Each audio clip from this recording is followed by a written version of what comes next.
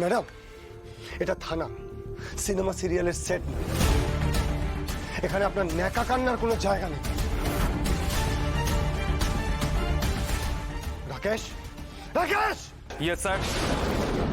বুড়ো বুড়িকে ধরে লকআপে ঢুকিয়ে, আর ততক্ষণ ছাড়বে না যতক্ষণ বাচ্চাটা ওরা এই ফ্যামিলিকে হ্যান্ড ওভার না করছে।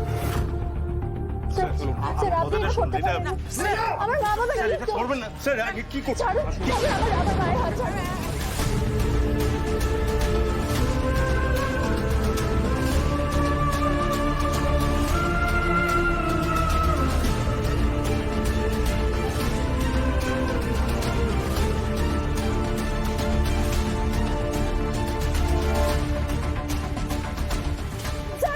স্যার, স্যার, স্যার, আপনি এটা করতে পারেন না। আমার মা বাবা নির্দোষ, আপনি বিনা কারণে এত বড় শাস্তি ওনাদের দিতে পারেন না। আপনার পায়ে পড়ে স্যার, এরকম করবেন না স্যার।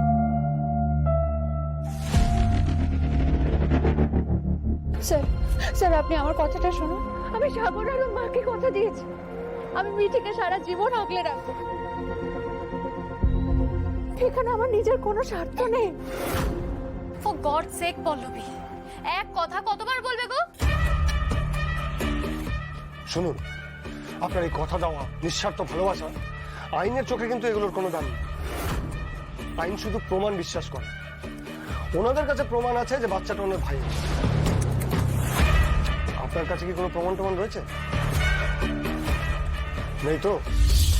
তাহলে বাচ্চাটা এক্ষুনি ওনাদের হ্যান্ড ওভার করে দিন।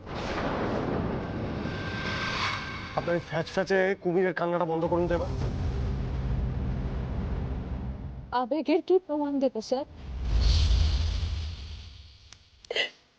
এই টান তো অনুভবের, প্রমাণের নয়। নেই, প্রমাণ নেই, কিন্তু আপনি তাও আমার আর মিঠির এই সম্পর্কটাকে অস্বীকার করতে পারবেন না।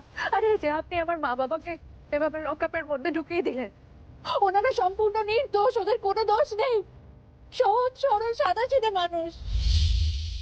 স্যার, আমি আপনার পায়ে পড়ি, ছেড়ে দিন ওনাদের, এক্ষুনি বের করুন লকআপ থেকে, এক্ষুনি ওনাদেরকে বের করুন।